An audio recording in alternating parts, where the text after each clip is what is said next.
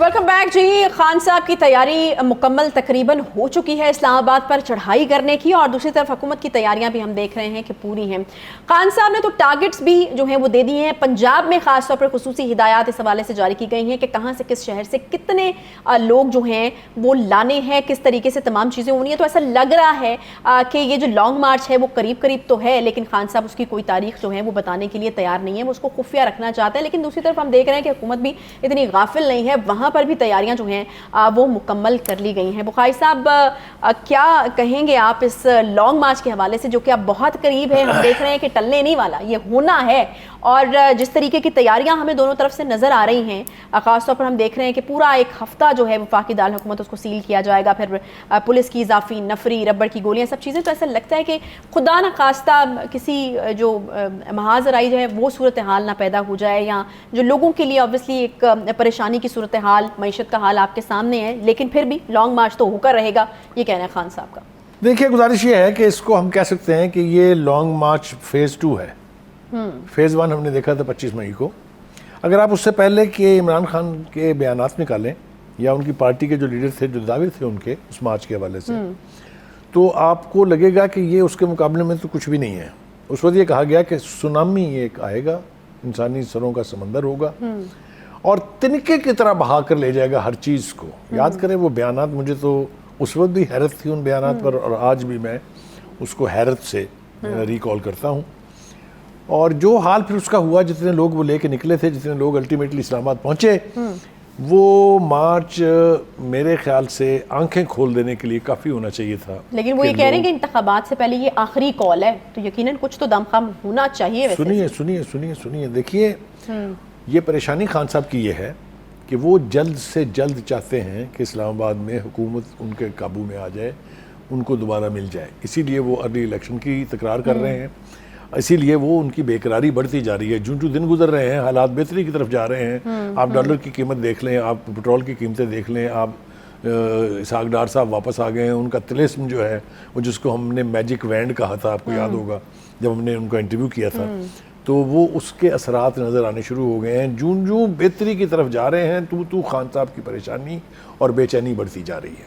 देखिए, हमने ये सुना था कि कैपिटल्स पर मार्च करती हैं दुश्मन ममालिक जब वो फौज कशी करते हैं, क्योंकि कैपिटल खुदा न खास्ता अगर फॉल हो जाए तो पूरा मुल्क जो है वो सरेंडर कर देता है। जिस तरह हमने देखा हमारा जो एक विंग था उसमें जो कुछ हुआ, मैं वो तारीख दोहराना नहीं चाहता क्योंकि बड़ी तकलीफ है। लेकिन हमारे यहाँ तो ये रिवायत बन गई है ना कैपिटल की तरफ मार्च करना, और नून लीग ने भी नहीं, उनके साथ आप इक्वेट नहीं कर सकते इसको, इसलिए कि ये जो पिछले चंद दिनों से उन्होंने हल्फ बर्दारी शुरू की है ना, जिस तरह के हल्फ लिए जा रहे हैं वो नाजीज की तरफ से, अगर आप रिकॉल करें वो हिटलर का टाइम। पहली बात तो ये है कि ये फैशिस्ट रवैये हैं, ये मैं इनको कंडेम करता हूँ in the worst of the form and the worst of the words with words.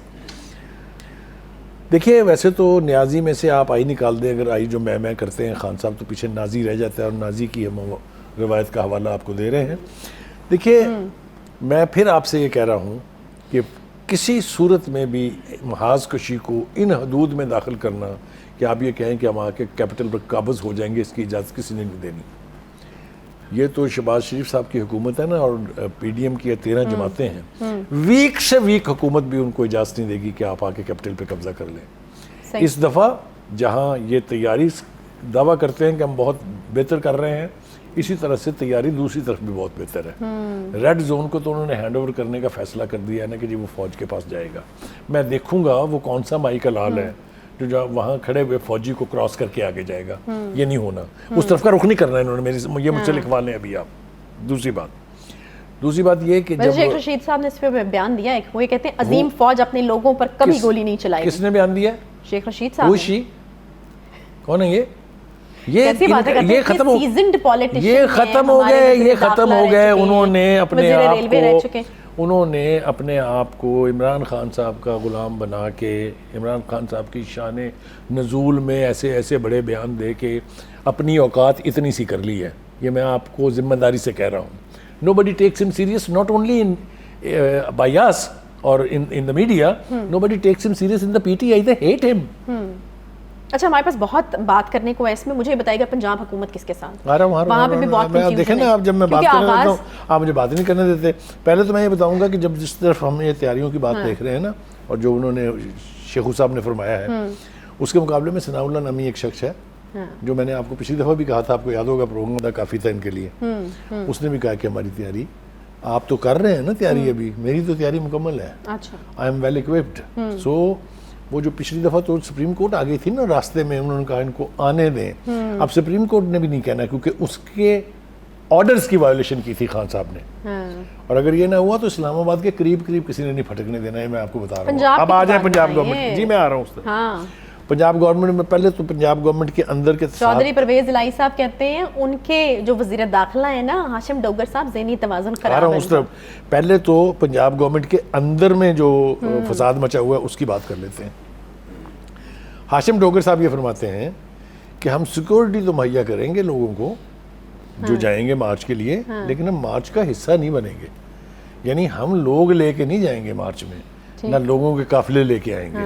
I think that is the only sensible assertion of anybody belonging to the PTI. نہیں تو مجھے تو ایسا لگ رہا ہے کہ لانگ مارچ شروع ہونے سے پہلے پنجاب میں کوئی مسئلہ پڑ جانا ہے. وہ تو آپ کو پتا ہے میری کہانی اپنی جگہ ہے، وہ اس کے اوپر تو میں ابھی بعد میں آتا ہوں. ذرا تھوڑا سا اس کا ذکر کر لیں. نہیں ایک طرف تو ہاشم ڈوگر صاحب نے یہ کہا ہے، دوسری طرف پرویز الہی صاحب نے یہ کہا ہے کہ ہم ہر وہ کچھ کریں گے جو ہمیں عمران خان صاحب کہیں گے. تو یہیں پہ جو ہے وہ تکرار شروع ہو گئی. چلیے ہمیں وہ سمجھ آتا ہے نا، اس لیے کہ ان کی چیف منسٹری محتاج ہے عمران خان صاحب کی آنکھ کی پلک کے ہلنے سے، اس لیے وہ مجھے سمجھ آتا ہے. لیکن انہوں نے ساتھ ہی ہاشم ڈوگر صاحب کو کہا ہے کہ یہ ذہنی بیمار ہیں، یہ اپنا علاج کروا کے آئیں. یہ بڑا ظلم ہے ویسے بخاری صاحب، پنجاب کے عوام کے ساتھ وزارت داخلہ آپ نے بیمار لگا دی ہے ذہنی، تو یہ کس کے رحم و کرم کے بیٹھے ہیں؟ گزارش یہ ہے جہاں بھی کہیں ویک حکومت ہوگی، جہاں بھی کہیں اس طرح کی عدالتی ذریعے سے آئی ہوئی حکومت ہوگی، وہاں اس طرح کے تصادات ہوتے ہیں ہمیشہ. اور ہم نے ہمیشہ دیکھا ہے کہ ویک حکومت جو ہے وہ کسی بھی صورت میں کرائسس سچویشن کو ہینڈل نہیں کر سکتی. تو ایک بات تو یہ ہوگی جناب. اب آپ دیکھیے ایک اور اس کا اسپیکٹ ہے، وہ یہ ہے کہ آپ نے اب حکومت کے ساتھ تو متھا لگا لیا ہے، آپ ساتھ ساتھ جو لا انفورسرز ہیں ان کے ساتھ بھی بھیڑنے جا رہے ہیں. وہ چاہے رینجرز ہے، چاہے وہ پولیس ہے، چاہے وہ اسلام آباد پولیس ہے، چاہے وہ سندھ کی پولیس ہے، کہیں کی بھی پولیس ہو، کوئی بھی آپ کو یہ اجازت نہیں دے گا کہ آپ قانون کو اپنے ہاتھ میں لیں، اور نہ ہی قانون کو اپنے ہاتھ میں لینا چاہیے.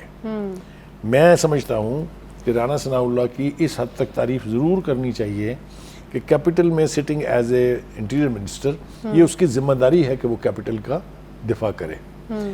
جو بات سب سے زیادہ خوفناک ہے اور جس کا بہت بڑا اثر ہونے جا رہا ہے آنے والے دنوں میں، اور خاص طور سے مارچ کے حوالے سے، وہ ہے کل کا بیان جو ہے جناب چیف آف آرمی اسٹاف کا جو انہوں نے امریکہ میں دیا ہے. اس پر بالکل مجھے بات کرنی ہے. اور خان صاحب کو اب اس چیز سے بھی کوئی فرق نہیں پڑا بخاری صاحب، آپ کی انفارمیشن کے لیے، کہ کوئی بھی آرمی چیف آ جائے ان کو کوئی فرق نہیں پڑا. ایک بریک لینا ہے، بریک کے بعد واپس آتی پھر جواب لوں گی.